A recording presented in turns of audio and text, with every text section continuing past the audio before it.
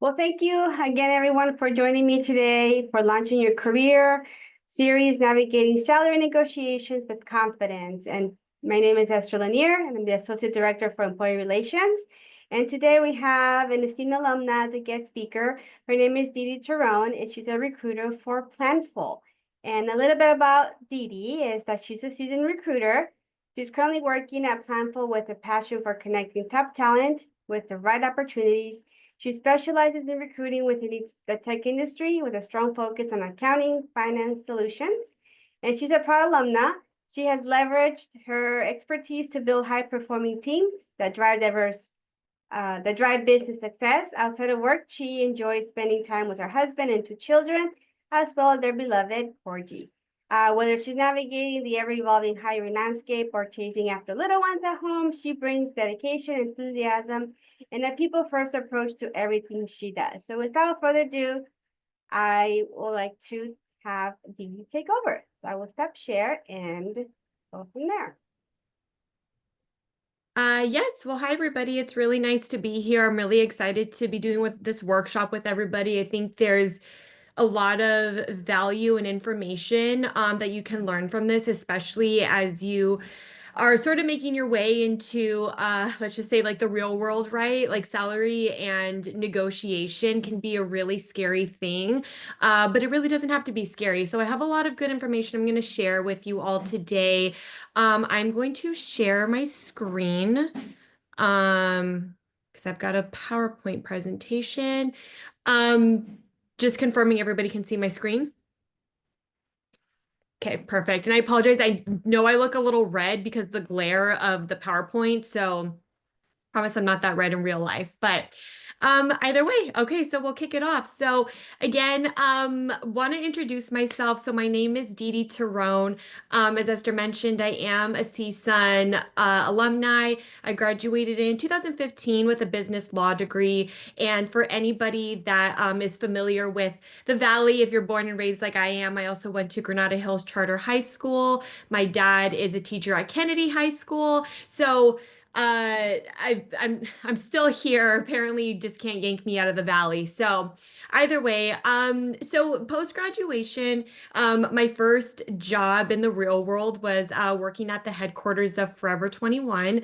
So I do come with a blend of working with publicly traded companies as well as working private, which ties into a lot of the things I'm going to talk about because salary ranges do tend to fluctuate a lot depending on industry. Are they private? Is it startup, etc.? So we'll get into all of that. But I got my start really in HR at Forever 21. And as time went on, I started to really transition into recruiting with a more specialized focus in accounting and finance, which was Beacon Resources. That's kind of where I really got my first good feel for the accounting and finance world and what recruiting really looks like.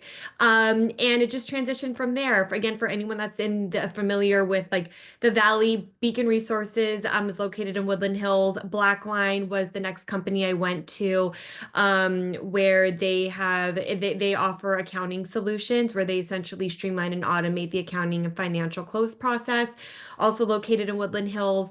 And more recently, I transitioned over to Planful. They're headquartered out of San Francisco and still within the FP&A world, streamlining automation, but anything in regards to financial close, consolidations, etc. So if anyone has any questions about that, I'm more than happy to answer. But enough about me.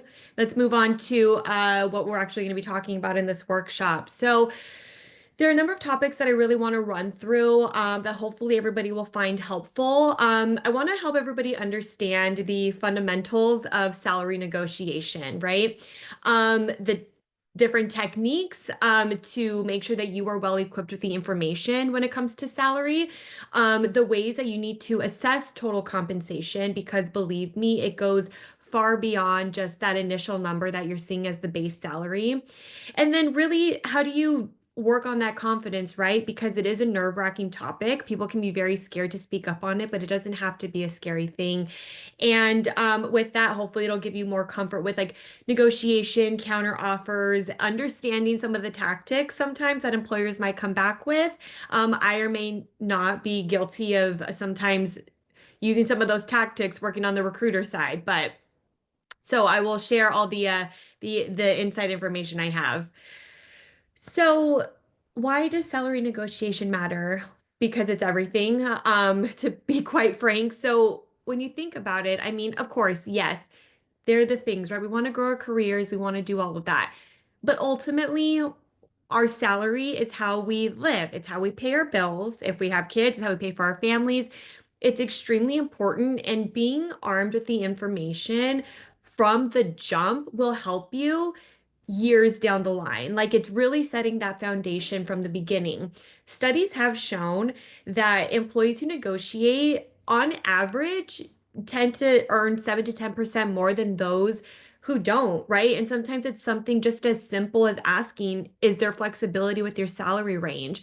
Sometimes people are really nervous, they don't want to speak up. And many times, if you don't speak up, the company's not just going to automatically offer you that extra money just because they want to, right? They're going to try to be as budget conscious as possible.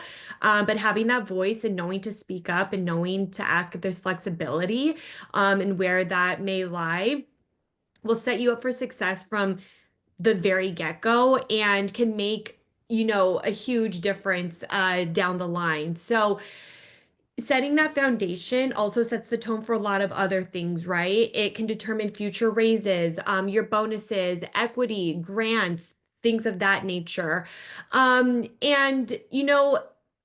salary negotiation is important because it is a skill that you need to practice. It's not something that comes very naturally to people, and I think there is a lot of fear and misconception that comes with it, right? That if you speak up on salary, it's like, oh, is this, adversarial? Is this going to make them think that I'm not interested, or that I'm only interested in, oops, sorry, or that I'm only interested in salary and I'm not actually interested in the opportunity? There are a lot of there's a lot of thought that can go behind it, but the reality is most employers are expecting that somebody's going to come back with some sort of negotiation. It happens, I want to say like 99% of the time that somebody will come back with some level of negotiation. And we will dive deeper into all of that. It's not even necessarily just like a higher base salary. Maybe it's flexibility with paid time off, your PTO schedule. Maybe it's flexibility to work from home more. So there are usually a lot of things that go into an overall comp package. But again, there's no reason to fear it. It's very normal in the workspace. And a lot of times it just comes down to the communication and the way that you do it. So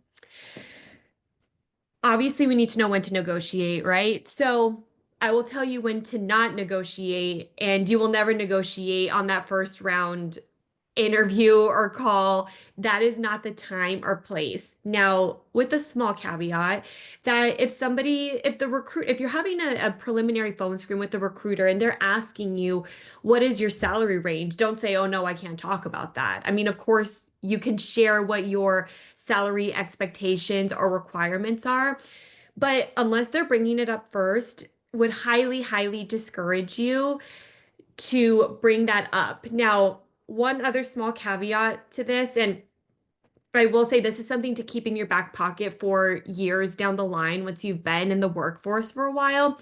If you're somebody that's already been working for a while, you're coming in with a wealth of knowledge, you've got a lot of skill set under your belt, and you see a posted salary range that maybe doesn't align, it's okay to ask.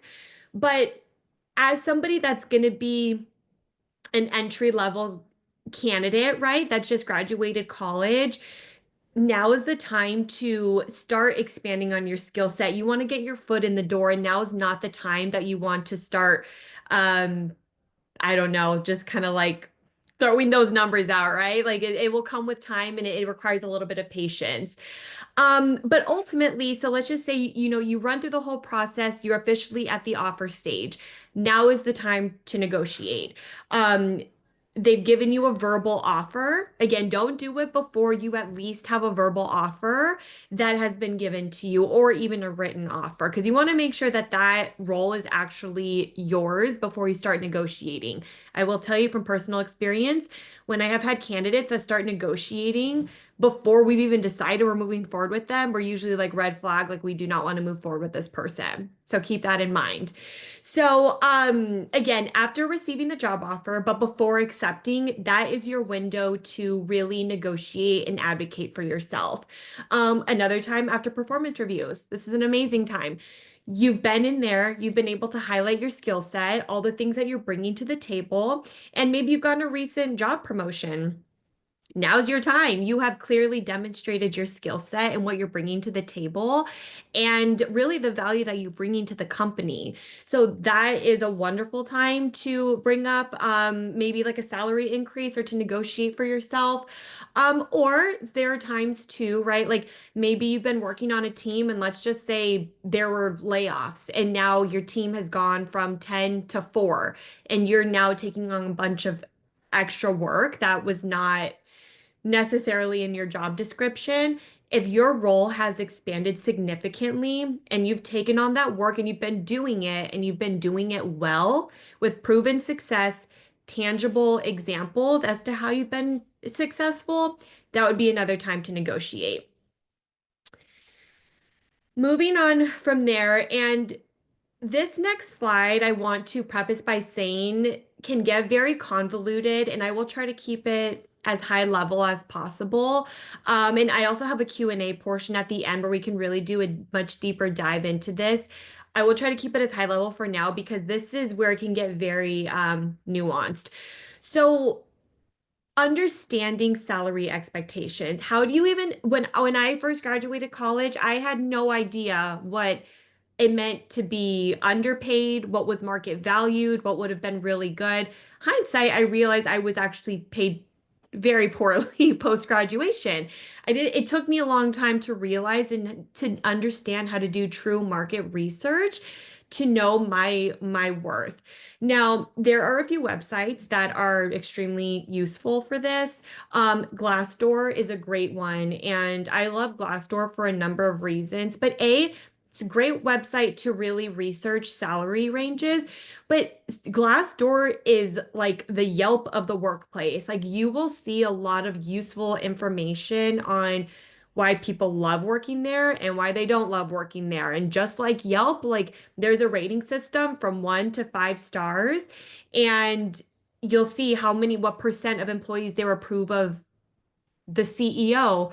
If you other people that are working in the role that you're interviewing for, you can look to see what they have to say about their experience there in that role in that department. So it's extremely useful. I would definitely leverage that. Pay scale, levels.fyi. Robert Half is another great one. They're really good at providing national salary ranges.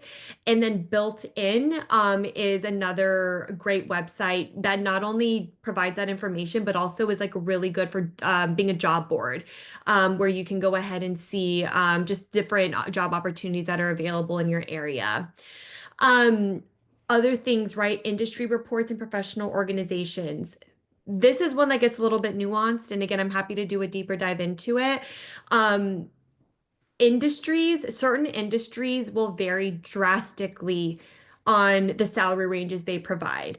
The tech industry, for example, traditionally pays much better than the entertainment industry or the retail industry. So really understanding the industry that you're going into will help set the stage for what these salary expectations might look like for that role. The reality is that if somebody's going to work at, say, Disney, for example, many times you could be doing the same exact role at Disney versus a tech company located up in San Francisco. Disney's not going to pay as well, A, because entertainment just doesn't pay as well, but B, it's because everybody wants to be there. So they know many times that they can offer less and people will take it because they want the name on their resume, which, by the way, is not the worst thing in the world. It's a reality, but it's not the worst thing in the world. And it really depends on how that aligns with your career goals at the time. So again, that's very nuanced, but what we can get more into it later if anybody has any questions. Another huge one, having peers and mentors. This is huge.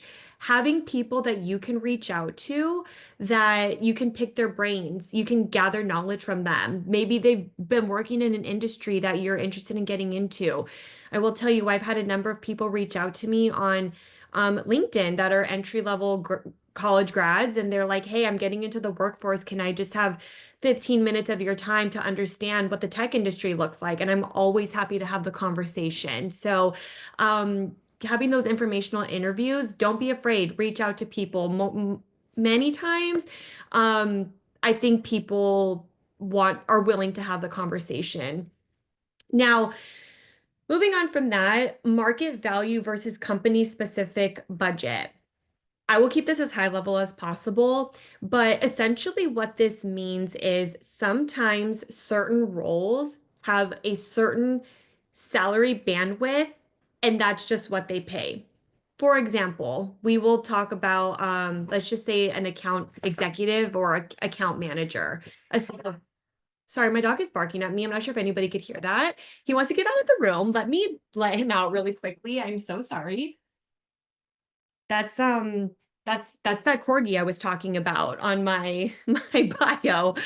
I apologize about that. So let's just say like a sales role, an account executive. Many times the account executives at that company will get paid the same salary across the board. It's the same base salary, it's the same commission structure. You take it or you leave it.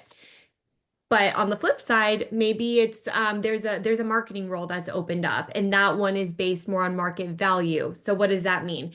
Your experience coming in, what the industry is looking like. Is there a major need for it right now? Is this a hard to fill role? The leveling of the role, right? There are a lot of other things that can tie into it. And again, this is something that as you assess what field you want to go into, you will have greater clarity on that and what will work for you. But it's just to highlight that it's not a one size fits all. Some are no matter what, you're going to have the same salary range, and others, there can be a lot of flexibility. And then even tying into that, right? Just like company structure, there's something called internal equity. So, they'll take a look at everybody's salary on that team and make sure that everything's aligned, right? That somebody that's coming in with less years of experience isn't earning 15,000 more than the person sitting next to them with less years of experience. So there's again, I keep saying there's a lot to it because I don't want to make it too convoluted or confusing, but honestly and truly, there's just a lot to this topic. And then the next one is geographic differences. The truth of the matter is somebody that is living in some very small town in the middle of Kansas is not going to earn as much as somebody that's living in Manhattan, New York, because the cost of living is substantially more expensive living in New York. So that can that can have a really large disparity. And again, just something to be mindful of. So we're things are going well. You got that offer in hand, and now it's time to really evaluate the offer, right? And assessing the overall comp package. And this topic is something that I go over extensively with my own candidates, because what I really like to highlight is that the base salary ultimately, again, a lot of this will align with your own career goals, right? But ultimately, the base salary is a very small fraction of the overall. It's like a little piece of the puzzle. I mean, truly. And because there are a lot of other things that go into a comp package. There are annual bonuses. Is there equity? Are there the benefits, right? Your healthcare benefits, how much of a percentage are they covering for you? And beyond like the things that come with like a dollar sign attached to it, there are the other things, the intangibles, the company values. Do they allow for career progression? Is the company growing? Do their values align with yours, right? Like there are so many things that can go in and tie in to an overall package that does not necessarily equate to just a dollar sign attached. And I know a lot of times it's not the thing candidates want to hear, but doing this for enough years and seeing enough, like, believe me, many times people, they could be earning a ton of money, but if they're not happy with the company culture or they don't have a good work-life balance, the money is suddenly not as important. So these are all really important things to evaluate as you do take a look at your comp package. And a good example of that, right? If you were to have two offers, and many times this will happen, right? You're interviewing multiple places and you're going to have two offers that come in your hand at the same time, which is great. It's exciting. You've got the upper hand. You can choose the place that suits you better. But offer A may have a higher base salary, but no bonus attached. Offer B may have a lower base salary, but the benefits are great, right? You have 100% employer paid benefits. You're getting equity awarded because you're going to a publicly traded company, or even if it's private, right? You might get some shares that are awarded to you. On paper, somebody might look at that higher base salary and be like, well, I'm going to take the higher base salary. But somebody that's going to be more strategic and thoughtful about it is really going to take a deeper look at offer B, because yeah, there might be the lower base salary, but with 100% employer paid benefits, you're saving $12,000 a year. With the equity, that's going to grow and that's going to multiply over time. Over time, that, I don't know, let's just say like that $10,000 can turn into $100,000. Like, it just depends on the company. It depends on what you're awarded. But again, that's just to highlight that the base salary is not the end all be all. It is a small piece of the puzzle. And communicating your value, right? Like, this is another huge component of it. And there are a few key components of this, right? When you are negotiating or you do have that offer in hand, and say you are really excited about the company, but maybe you're not ultra excited about the offer, or you want to make an adjustment somewhere, come in and highlight your skills and experience. And I understand, like, being at this point, being an entry level college grad, you may not have as much to leverage, but it does not mean that you don't have something to bring to the table, right? Maybe you're that one person that out researched everybody else, or maybe you're that one person that was taking on every internship or joining all the clubs or doing whatever, like all the extracurricular stuff. These are all things where you can really highlight your value and your worth and what you think you could bring to the organization. The next thing, too, of course, is even if you think you don't have much to leverage because you're entry level, you could still go in armed with the facts. Like, be educated on what the salary benchmark looks like. And if they're trying to give you an offer that's 10K lower than the national average, well, you can at least bring that up to them and see what they have to say about it. And if they say, I'm so sorry, this is all we can afford as an organization, that's one thing. But make sure you're educated so you can advocate for yourself. And again, like, the accomplishments and impact, that's something that will probably come with time, of course, as you gather more experience under your belt. But a huge piece of this is coming, like, how you frame the conversation. Think about, like, when you would ask your mom or dad or something, right? Like, if you come in with a really bad attitude and act really demanding and like, I deserve this, chances are mom and dad are not going to want to give you that thing, or at least like my parents wouldn't. So, but when you come in and you're really excited and you can say, hey, mom and dad, like, here's my straight A report card. Can we, go on, like, I don't know, go get ice cream or go on a shopping spree or whatever it is.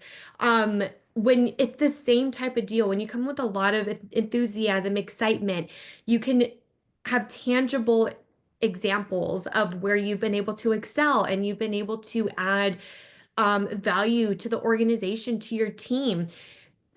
These things make a difference. And if they're not able to do it now, they'll be honest with you, right? They'll be honest with what they can do, when they can do it, maybe what the timeline is looking like, etc. And ultimately, if they're telling you like, hey, we really can't flex on the base salary right now, I'm so sorry. Well, ask if there is any room to flex elsewhere, whether it be the work from home policy or the vacation policy, or maybe you get a sign-on bonus. Like there are a number of ways that you can come up with. And if you have a good recruiter, they will be your advocate and they will assist you with this.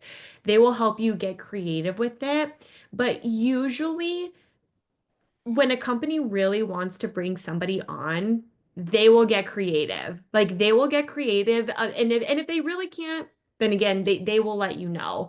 Um, and again, like this is another thing that will probably come with time. It's taken me time to get comfortable with speaking up. And even to this day, I get nervous. Like when I started at my recent job, like I do this all day long. And I remember when I was negotiating my salary, I was like sitting behind the phone with my heart racing and my palms sweaty.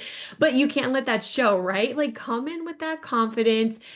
Body language is everything. Be cool, calm, collected, be articulate, come in with the facts, and don't apologize. Like, don't say, I'm so sorry to ask this, but no, no, no. If you know your value, you know your worth, you've done the research, you are more than entitled and welcome with a good attitude to come in and advocate for yourself. And again, like I keep using the word advocate because this is what we're doing. We're advocating for ourselves.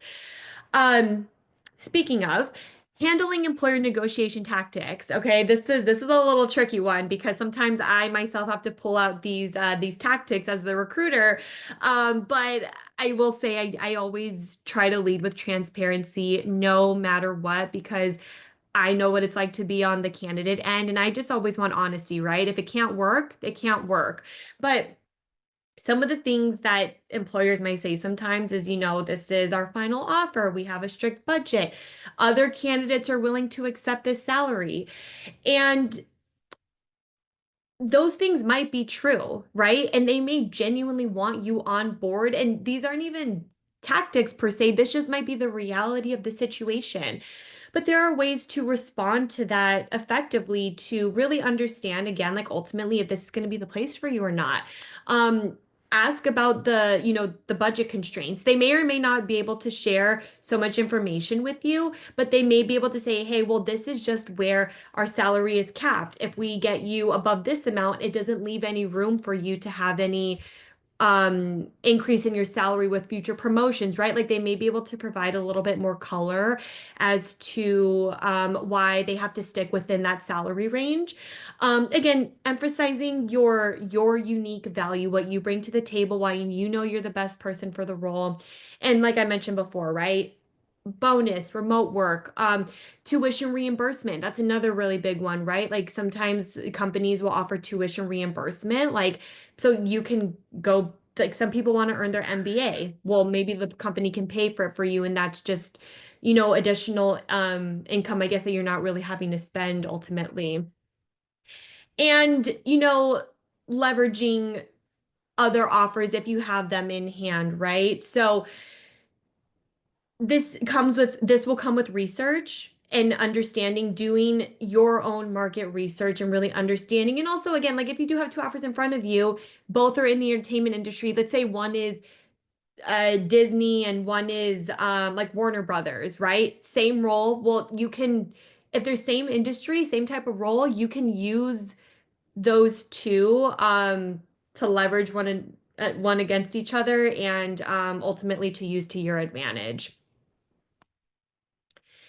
And you know, handling counter offers in difficult situations, again, this is all difficult. It's not fun. It's not something that comes naturally to most. But I realized I wrote some of these things more than once, but bonus benefits, PTO, and really evaluating the counter offers, right? Because you may get counter offers in a multitude. You may have multiple counter offers, right? If you have multiple companies that you're interviewing with. So again, compare the overall compensation package. Look at the long-term career growth, right? Like we'll use the Disney Warner Brothers example, or you know what, let's not even do entertainment. Let's do Planful, my company versus say Disney. What if it's been proven that Planful has promoted their employees within a 2-year time frame, and by this time frame they're earning this amount, and this is the way that the organization has grown in the past 3 years versus the other company that has traditionally not been promoting their employees. They haven't experienced much growth, they're underpaying their employees, etc.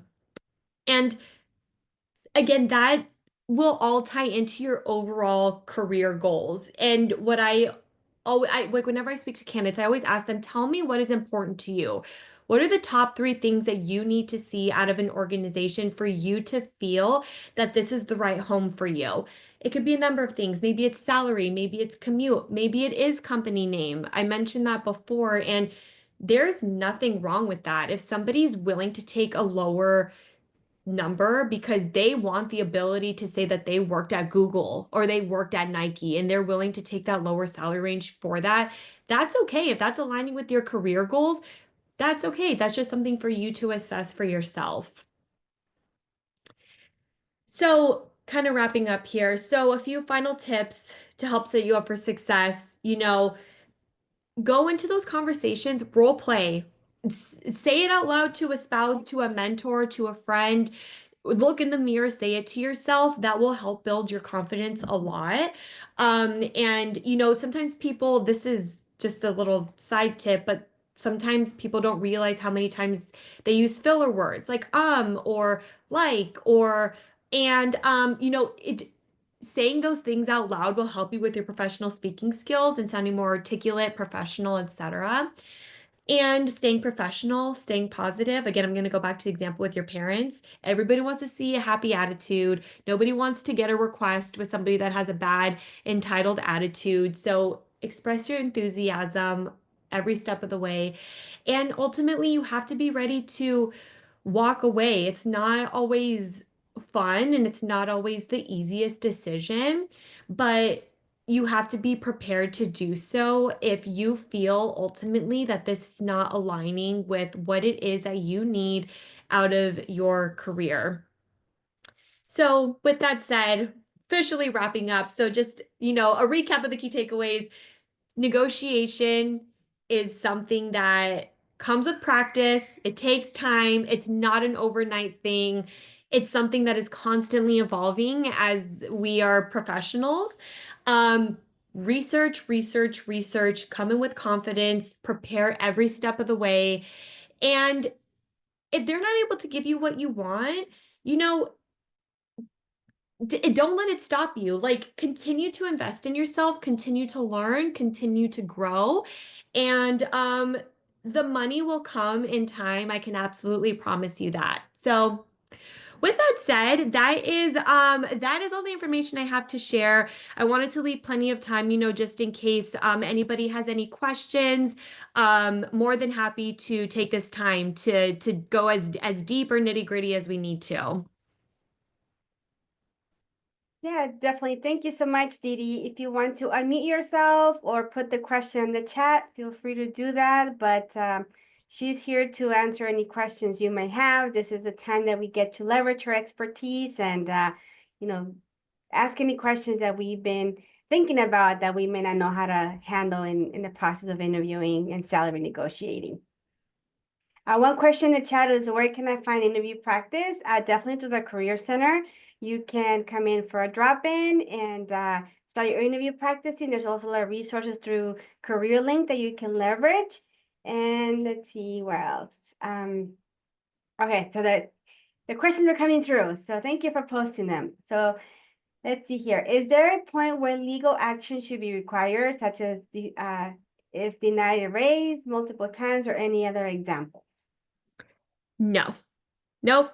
And this is, I will share a personal example. The reason I am actually at my company now, Planful, is because my last company, I really shouldn't be throwing names out here, but I'm going to do it anyway because CSUN alumni, we're all family here. So my last organization before Planful, I was denied promotion multiple times, not due to performance, but because my company had gone through multiple layoffs, and essentially the promotional path just was not there, despite the fact that I was very much ready for that promotion and salary increase. And I prepared everything as best as I could. And ultimately, I had to make that decision for myself to walk away.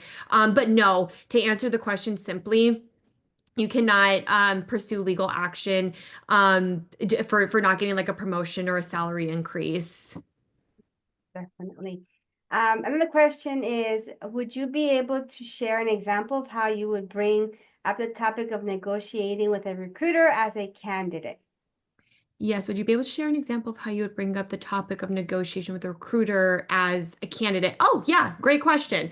Well, I'm happy to lend myself as a resource. So you have a recruiter that's here. I'm more than happy to connect with everybody on LinkedIn if you want to find time to connect, and more than happy to provide as much information.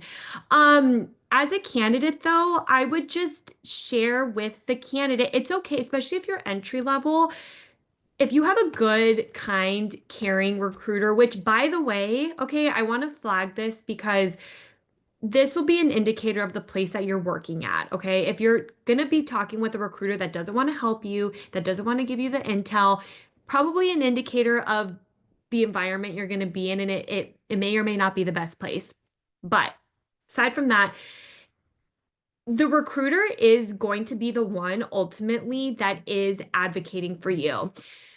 That conversation with salary really should never be coming up with the hiring manager themselves, because that's not their role, right? That's not what they do. So it's okay. Like if you're an entry level candidate, to say, hey, like I'm really new to the workforce. I'm just being totally honest. Like I don't know how this works. Can I please pick your brain on this? If it's a good, caring recruiter, part of a good organization, they just should be willing to help you. And it doesn't have to be like this tiptoe topic. Just, I think a lot of times people appreciate honesty, right? When somebody comes to me with an honest question and they want an honest answer, I'm more than willing to give it to them. And like I said, I'm more than willing to lend myself as a resource if anybody wants to connect with me on LinkedIn. More than happy to set up time to speak with anybody individually as well. Question by Abigail. What if I agree to an hourly rate and a max number of hours per week and then realize getting the work done is impossible with that max number of hours? But I really signed the contract. Can I try to renegotiate it? Let me read this one more time. What if I agree to early? So, two parts to this. A company should be upfront, and I'm not going to say they always are, but they should be upfront if the work that they're giving you will require overtime hours. If you're working overtime, your hourly rate will change. If it's over 8 hours per day, I think like 8 to 12 hours, your rate will multiply. It will be your hourly rate times 1.5. And then anything over 12 hours will multiply by two. Then that's double time. So they should be honest about what the expectations of the role are. Now, however, if they weren't honest and now you're like, this is not working, right? What I would advise you to do at that time is not necessarily renegotiating or signing you wouldn't necessarily sign a new contract, but you should have somebody within your HR department that you can speak with. First, you would want to speak to your supervisor, right? Be honest about what's going on, because a lot of times too, I don't want to get off on a tangent, but a lot of times if you're not honest about the struggle with keeping up with the work, all they're going to see is lack of performance, right? You don't want them to see that. Be honest, say, hey, like this is a lot of work. I can only work 8 hours per day. I'm not able to get this done. Can we pivot somewhere? That's thing number one. If they're not letting up and things are not working out, you need to take it to your HR department. There usually should always be like an HR business partner, somebody that's in your corner that will advocate for you. And usually it would escalate from there. Like I won't get too deep into it because just at like a high level, that's what it would be. But yeah, it wouldn't necessarily be a thing of just like, renegotiating or signing a new contract. It would really get leveled up to your HR person at that point. Mhm. Question about how can you market yourself as a student or new grad if you don't have any or very little work experience? It's a really good question. And I've worked with a lot of entry level grads that have been so just sharp, articulate, and like we just love them. And it can be hard, right? Like, how do you even get yourself noticed in the first place? Something that I would encourage you to do is if there is, and I'm not going to say this is easy, okay? I'm not going to like sugarcoat and say, oh, you can just send an email and they're just going to respond to you immediately. That will not always happen. But what I would do is gather a list of companies that you're really interested in. Think about the industry you want to be in. Gather a list of companies. Reach out to people on LinkedIn. If you see an open position for a role that you're interested in with that organization, apply to the role, send them a follow-up message, either if you can track down their email or if you can send them a message on LinkedIn, attach your resume, say, hey, Dee Dee, I saw that you had the open position for the sales development representative. I'm really interested. I've attached my resume here. I've already applied online. Please let me know a good time to chat. Do not ask them, can we set up a good time to chat? No. Tell them, please let me know a good time to chat. If they take a look at your resume and it's not a good fit, they should be honest with you and say, you know what, thank you so much for applying. Unfortunately, the skill set does not align with what we need, yada, yada. But if it's an entry level position and you're an entry level person, you're interested in that organization, you've done the research, you've attached your resume, you applied, you're reaching out, you're expressing interest. Many times they'll be willing to have the conversation. So I would say it's really just about, putting yourself out there, reaching out, and don't let the fear or nervousness of that hold you back. Mhm. Definitely. One more question is, what tips can you offer for career changers with years of experience and transferable skills, but lack experience in a particular field or industry?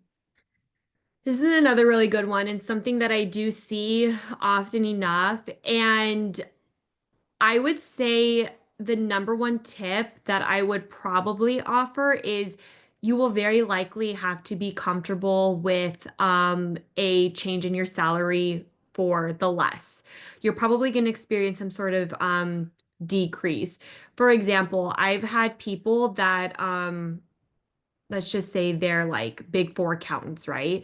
They want to make the transition into sales. Well, those two don't necessarily align, right? So, how do you start getting the skill set? You have to go to like a sales development role to learn the skill set to just to learn and to ramp up. And many times you will experience a decrease in your pay because you have to work up on that skill set, and that's not the easiest thing for people. And a lot of times it does take, the support of others, like even just from like an emotional or like mental standpoint, right? But if you're really interested in it, A, be comfortable with that, but B, more just from like a logistics almost standpoint.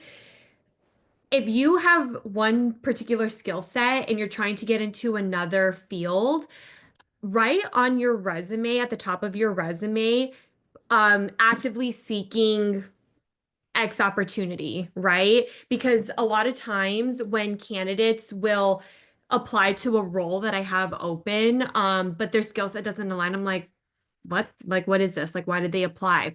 But if they put at the top actively seeking this role, like in the middle of a career change, and I know, oh, they're trying to get into this field, I'm going to have the conversation with them.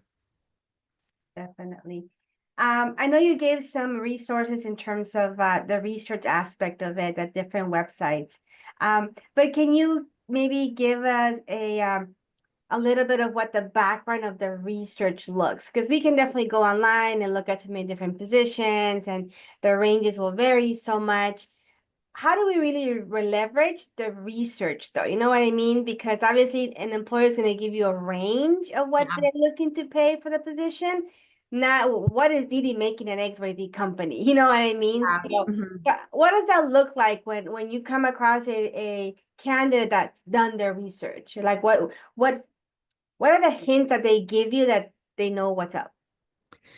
Usually, I would say that that component comes from just interviewing with multiple organizations that are within the same industry. You can't necessarily compare like apples to oranges. Like comparing like entertainment to tech is going to be a little bit different. But I have candidates that I interview, and they're interviewing with multiple tech companies that have a very similar platform to what we do. Even if they're entry level, right?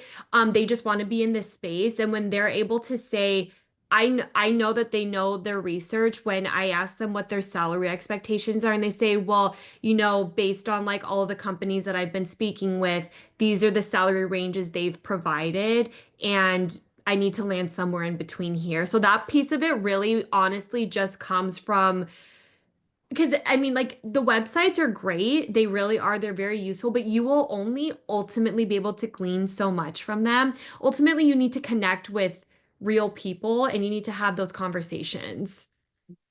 That's definitely a great advice, and this is where Ask a Matador will definitely come in handy to tap into alumni and obviously LinkedIn.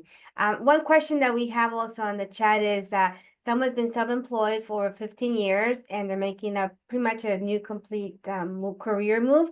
How can they leverage that from being self-employed to now wanting to work, for an employer? That's a tricky one. And to be honest, it really would just depend on the field that somebody's trying to get into. It's it would honestly be impossible for me to answer without having some sort of like real life context, right? But ultimately, I would say just try to find the transferable skills from there, right? Like if say you're self-employed and you're trying to get, and again, it depends what you've been doing, right? So this is just like a one-off example, but if you're someone that's been self-employed, you've been running a donut shop. I have no idea. You're running a donut shop for 15 years. You want to transition into finance. Okay, that's going to be a big jump. I would, to be honest, like if it were me, I would probably start taking classes, right? I would take classes so that I can have something to leverage. Like, this is the work that I'm doing to get into this space. I'm taking college classes. I got this certification, whatever it might be. Or maybe it's you want to transition into sales. Talk about how you've been able to be a successful salesperson running this donut shop for the last 15 years. So again, these are like off examples because I would need the actual context for it. But I would just say, like, whether you need to educate yourself in a new area, take classes, get a certification, or you just can find like little nuggets from your prior role to tie it in with the new role. I would, those are probably the two best tips that I could give without having any like real context to it. Yeah, definitely. I think Kimberly, you want to unmute yourself and ask your question? Yes, I wanted to ask, so I will be graduating with my master's in social work, and the particular field that I want to get into is like court social work. So there's a position that I'm looking at is for the LA County, and it's like basically supporting the work of an attorney and completing the biopsychosocials, those little things with social work. But I don't have like specific experience with it, namely like, supporting the work of attorneys. So there's an internship for the district attorney's office, which is from June to August. So I've asked this question to other people before, and they told me like, when you have an interview after you graduate in May, just tell them like you're actively gaining experience at the internship. Do you feel like that would be like, would that set me up as a strong candidate, even though I'm like actively getting the experience instead of like already having it under my belt? Oh, yeah. So I think this is the unfortunate thing, right? Is like as an entry, and I know I've been there too, right? As an entry level grad, even if it's with your MBA, you think I have nothing to leverage. Like, what can I bring to the table? And it's just absolutely not true. We love internships, okay? We love people that get their internships because you're not. There's no like prerequisite thing you have to get an internship somewhere, right? But when you're putting that extra work in, you're investing in yourself, you're getting the exposure. Those are the things that we love to see. So absolutely, I think the internships are really important, especially when they do provide direct experience to the field that you want to be in. Definitely. And this is the other really big thing too with internships. This is your opportunity to network, right? Like it's not always easy finding a job. It's just not. And when you do that internship, network with every single person that you can. become their best friend, so that when that internship is over, you're making connections along the way. And you can reach out to those people and say, hey, I really enjoyed working alongside you during this internship. Like, do you think you're going to have any openings coming up, by the fall, right? And just keeping those lines of communication open. But absolutely, yes, it's great experience. Do it. Take it all in, just become a sponge, and it'll help you in the future.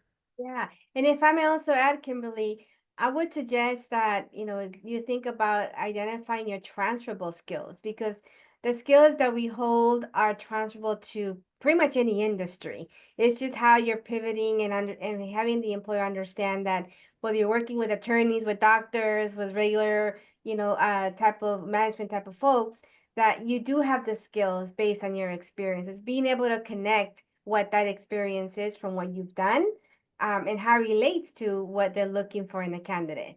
So it's not that I don't always have the experience. It's learning how to work our transferable skills into the different spaces we want to work at. There's one more last Thank you. question here. Yeah.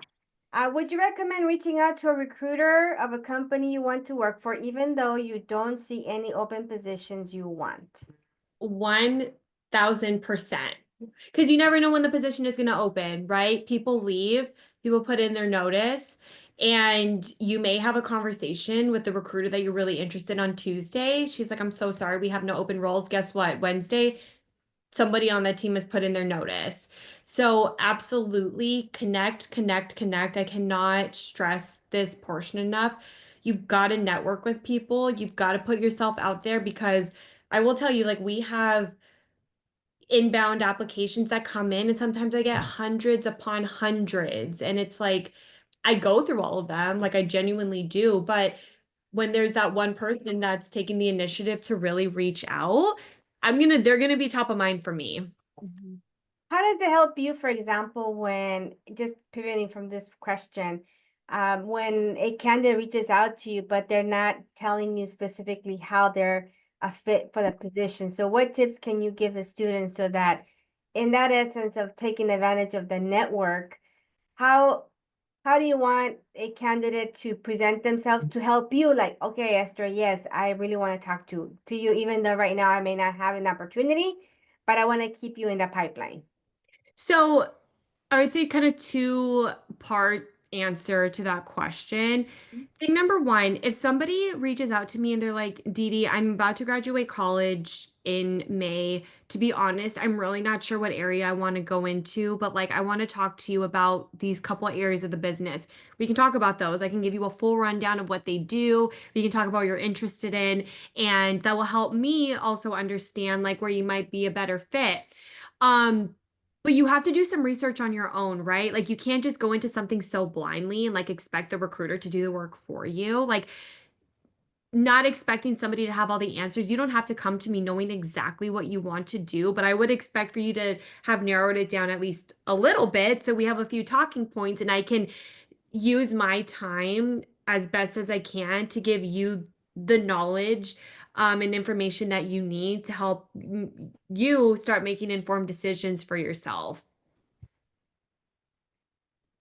These are all the questions around the chat. Are any of the questions that you may have? Feel free to unmute yourself if you like, or in the last couple of minutes, or feel free to put the question in the chat.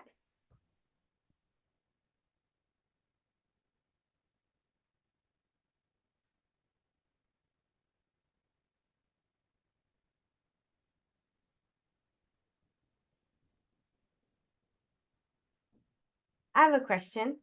Yes. Just from your experience, what is it that you've learned about yourself? Looking back at Didi, the recent grad, to Didi now, the expert in the recruiting area.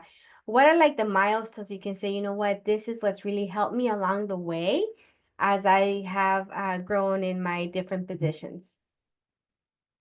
I think there are a few things that are equally as important, but one, surrounding myself around people that I know more than me has been instrumental. Like I am not somebody that thinks I know everything. Even in my role now, I'm always asking my manager for advice and on things. And so I think when you really need to surround yourself by people that have progressed their careers more than you at that point, people that are older than you, people that have more knowledge than you.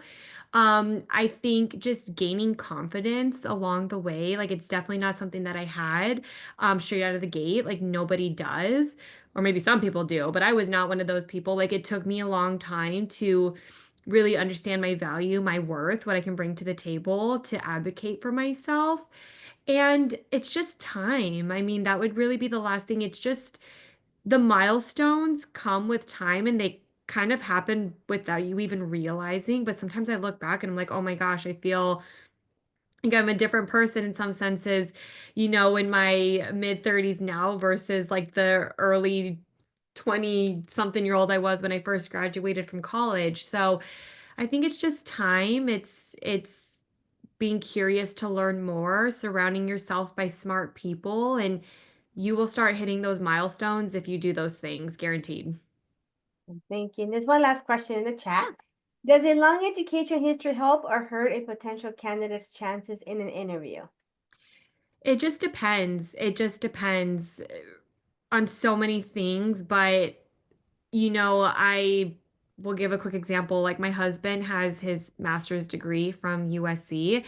And ultimately, what he does now, he did not need that, right? But like we sometimes you just don't know. I wouldn't say it like hurts or anything. I mean, unless you've been in school for, well, even so, like I can't think of any situation that it would hurt. The word is not hurt, but it might delay things a little bit. But I don't think ultimately it's going to hurt you. But it just depends on what you're doing. You may or may not need the extensive education in your background to do that role. But again, that's something really for you to assess and think about what it is out of your career, what interests you, what excites you, and talk to people, see if they're doing this role and they needed the extra education to help themselves get there. Well, I want to be mindful of your time. We have about 3 minutes left, so I just want to make a plug-in for the Career Center. Please do visit us because we're here to help you with all the different various career topics, whether it be from your resume, your cover letter, to negotiating a salary, to preparing for the interview. You can visit us during drop-ins in person, Mondays from 12 to 2, Wednesdays from 1 to 3, and then virtually on Tuesdays and Tuesdays from 1 to 3, and then from 12 to 2. And also, as you prepare for your interviews, feel free to also tap into Maddie's Closet and be able to, have your professional attire ready for your interview or networking event. So, Didi, from the bottom of my heart, thank you so much. You've offered us so much insight in terms of negotiating, just feeling confident and what we bring to the table when it comes to our salaries. So I thank you so much for, giving back to the Matador community here at CSUN. And I want to thank everyone as well for joining us today. And let's just give Didi a warm Matador thank you. Thank you. Well, thank you. This is a Thank lot you of so fun. much. Yeah, and like I said, I can, well, I can send my LinkedIn profile to Esther, and if anybody wants to add me on LinkedIn, that is a-okay. Happy to have a conversation with anyone. But this was a lot of fun. Thank you, everybody. I hope everybody got some good information out of this. Yes, and I did put your LinkedIn profile on the chat, so they do have that. So Okay, sounds good. Well, thank you. I am getting one last question. okay, Do you think women struggle with negotiation. negotiation? I'm happy to answer on here if anybody wants to stay on for the extra. We still have like technically 1 minute.